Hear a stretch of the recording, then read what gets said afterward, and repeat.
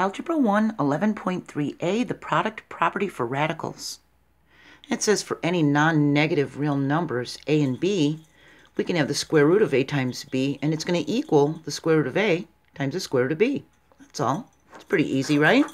We can find the square roots of these. We just look for the perfect square factors in the radicand. So if we have the square root of 225, what we can do is pull out some perfect square roots. 9, the square root of 9 times the square root of 25. These are both perfect square roots because 3 times 3 is 9 and 5 times 5 is 25.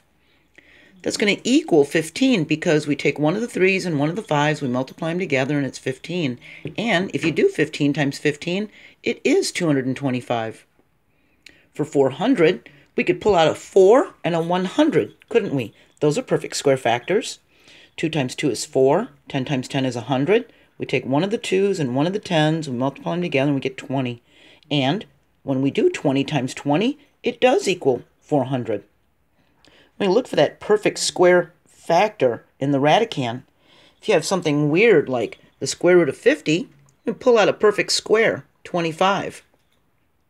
And if we multiply 25 times 2, then we've got the square root of 25 times 2.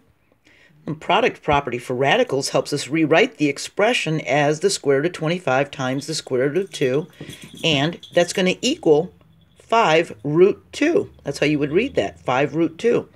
Because of the 5 times 2, we put one of the 5's out in front because it's one of a pair, and we put that 2 left inside the radical sign. See? So because the square root of 2 isn't a perfect square factor, it's an irrational number, isn't it?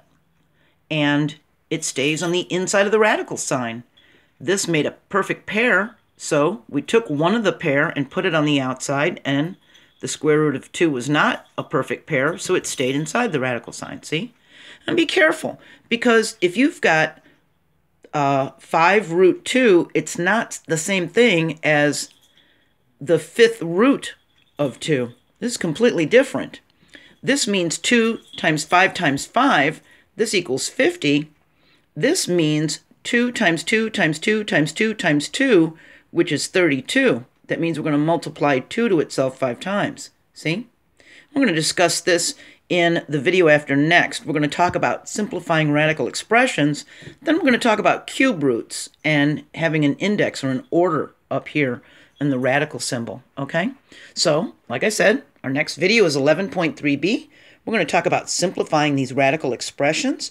And of course, if you want a link to any of the previous videos we've done for Chapter 11, just look in the description of this video and you can click right on it, okay? We talked about perfect squares. We talked about principal square roots and how they're positives, okay? We even talked about absolute value. So I'll see you in the next video, and let's try simplifying some of these radicals. Bye.